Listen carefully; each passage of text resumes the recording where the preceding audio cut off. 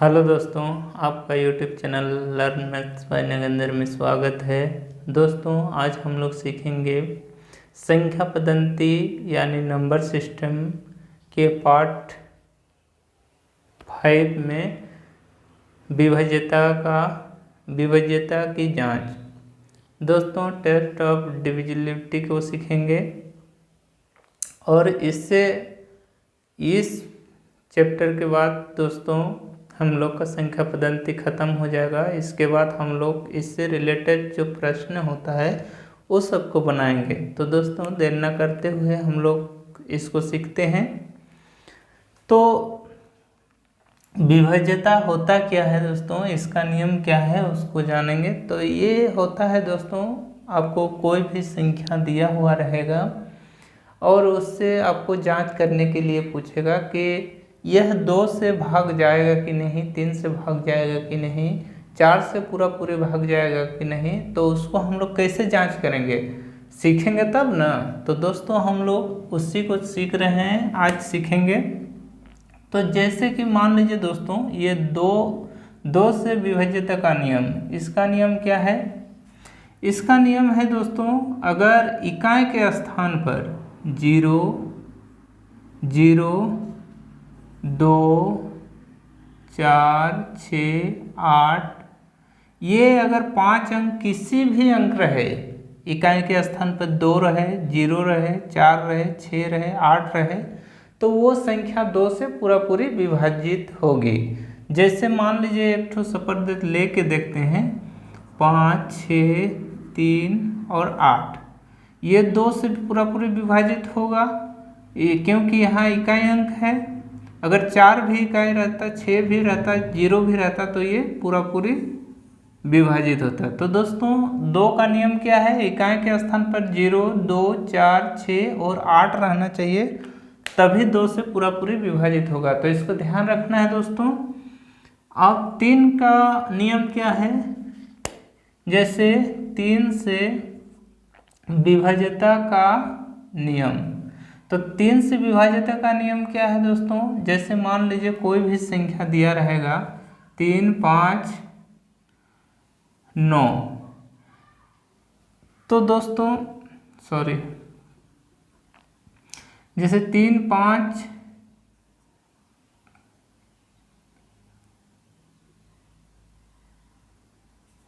मान लीजिए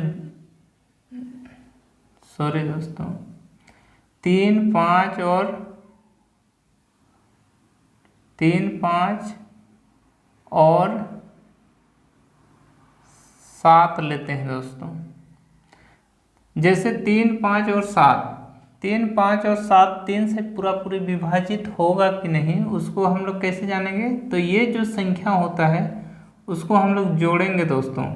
इसको जोड़ेंगे, जैसे 7, 3, 10 और 5, 15, तो 15 3 से पूरी विभाजित होगा, 3, 5, 15।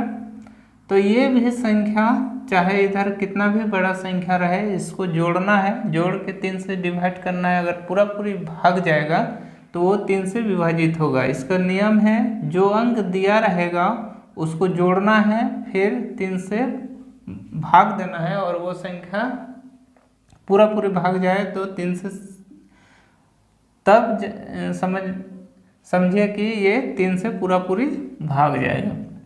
दोस्तों, 4 का नियम क्या है? 4 से विभाजित का नियम क्या है? 4 से जैसे मान लीजिए कोई भी संख्या दिया रहेगा दोस्तों, कोई भी संख्या दिया हुआ है, और इसको हम लोग कैसे जानेंगे कि ये 4 से विभाजित होगा कि नहीं? तो इधर चाहे कितना भी बड़ा दिया रहे, आपको क्या करना है दोस्तों, ये 2 संख्या देखना है, इकाई और दहाई। ये 2 संख्या अगर आपको 4 से पूरी विभाजित होता है, तो इधर कितना भी संख्या दिया रहे वो 4 से पूरी विभाजित होगा दोस्तों। और एक चीज़ याद रखना, ये इकाई और दहाई में अगर 0 रहे तब पर भी आपको 4 से पूरी विभाजित होगा। तो 4 का नियम को जाने दोस्तों। अब 5 का नियम क्या होता है? 5 से विभाजित का नियम क्या होता है? 5 से विभाजित का नियम ये होता है दोस्तों, इकाई में 0 और 5 इकाई स्थान पर 0 और 5 होना चाहिए। जैसे मान लीजिए 5, 6, 7, 9, 0 ये संख्या आपको दिया हुआ रहे, तो यहाँ आप देख रहे हैं इकाई के स्थान पर क्या है 0, तो यह 5 से पूरा पूरी विभाजित होगा।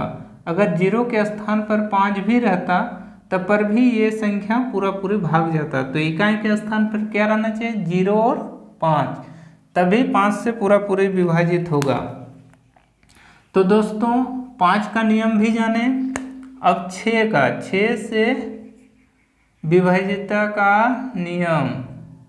6 का विभाजिता का नियम क्या है? 6 का विभाजिता का नियम है दोस्तों, जैसे मान लीजिए कोई भी संख्या दिया हुआ है, जैसे मान लीजिए कोई भी संख्या दिया हुआ है और आपको पूछेगा, मान लीजिए ये संख्या दिया हुआ है और पूछेगा 6 से विभाजित होगा कि नहीं, तो आप कैसे चेक करेंगे? इधर और दिया रहेगा तो आप कैसे चेक करेंगे दोस्तों? मान लीजिए इसका एक रोल है, जैसे कि 2 और 3, जैसे 2 से भी पूरा पूरी भाग जाना चाहिए और 3 से भी पूरा पूरी भाग जाएगा, तभी 6 से भाग पूरा पूरी जाएगा। तो दोस्तों 2 का नियम क्या है? पहला स्थान यानी इकाई के स्थान पर 6 रहे, 8 रहे, 2 रहे, 0 रहे तो वो पूरा पूरी कटेगा, यानी 2 का नियम पूरा हुआ है। इसको हम जोड़ेंगे दोस्तों, इसको हम जोड़ेंगे तो 3, 6, 9, 18, 18, 6 कितना होगा 24। तो 24, 3, 8, 24 होता है, ये भी कट रहा है, यानी इसका दोनों नियम से ये पूरा हो रहा है, तो ये भी 6 से पूरा पूरी विभाजित होगा। तो 6 का नियम भी हम लोग जाने दोस्तों। अब 7 का नियम क्या होता है? 7 विभाजित का नियम। 7 का विभाजित का नियम क्या होता है उसको जानेंगे। तो 7 का विभाजित का नियम होता है दोस्तों, कोई भी संख्या रहे, जैसे 133 दिया हुआ है तो 7 से पूरा पूरी विभाजित होगा कि नहीं, वो हम कैसे जानेंगे? तो दोस्तों आपको देखना है कि इकाई अंक से क्या करना है? 2 से गुना करना है। इकाई अंक को 2 से गुना करना है, तो 3 दूना कितना होगा 6। ये जो 6 है उसको बचा हुआ जो संख्या है उससे घटाना है, तो इसको 6 से घटाएंगे तो कितना बचेगा 7, और जो शेष बचेगा वो 7 से पूरा पूरी भाग जाना चाहिए, तभी ये भाग जाएगा। तो ये 7 है तो 7 से तो पूरा पूरी भाग ही जाएगा। और एक नियम है दोस्तों, जैसे इसमें इकाई का अंक 2 से गुना किए और घटाएं, उसी तरह इसको हम 5 से भी गुना करके 5 से गुना करेंगे तो कितना होगा 15 होगा। तो उसको हम जो संख्या बचा, ये 13 बच रहा है, तो इसमें हम लोग जोड़ेंगे, 5 से गुना करेंगे तो क्या करेंगे, इसको जोड़ेंगे। जोड़ने के बाद देखिए दोस्तों, ये 7 से पूरा पूरी 7 चौके 28 पूरा पूरी भाग जा रहा है, यानी ये संख्या भी पूरा पूरी भाग जाएगा। तो दोस्तों आप 2 तरह का विधि भी कर सकते हैं। अब दोस्तों जैसे ये घटाने का जो नियम है दोस्तों, इधर अगर बड़ा डिजिट रहता तो आप वैसा जो शेष बचेगा उससे फिर 2 से डिवाइड करके घटा के फिर आप नीचे जो बचेगा उससे 7 से डिवाइड कीजिए। वो अगर देखिए अगर पूरा पूरी भाग जा रहा है तो 7 से डिवाइड होगा, इस तरह करते रहना है दोस्तों। आप देखिए बचा क्या 8 से विभाजित का नियम क्या है? 8 से विभाजित का नियम है दोस्तों, मान लीजिए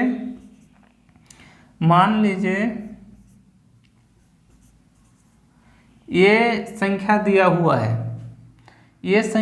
हुआ है और आपको पूछेगा दोस्तों कि 8 से पूरा पूरी विभाजित होगा कि नहीं, तो आप कैसे जानेंगे? तो इसमें एक नियम है दोस्तों, जैसे 8 में विभाजित करने के लिए हमें इकाई, दहाई, सैकड़ा, ये 3 डिजिट को हमको देखना है।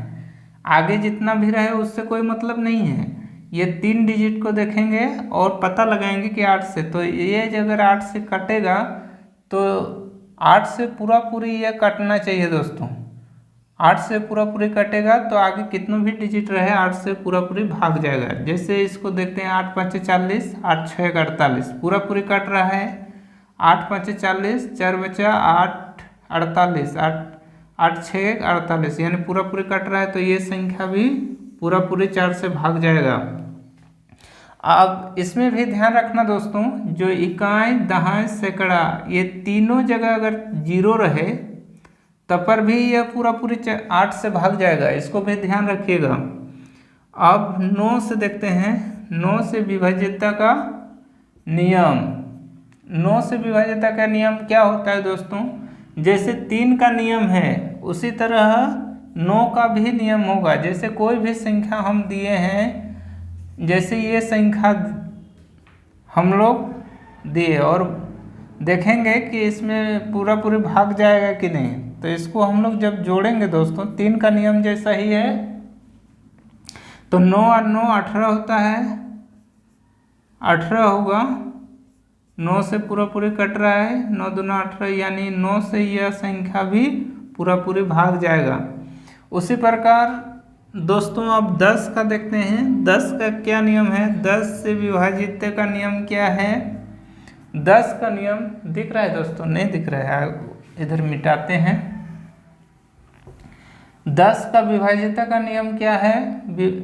कोई भी संख्या दिया हुआ रहे, मान लीजिए 5 6 7 8 और यहाँ 0, इकाई के स्थान पर 0 होना चाहिए।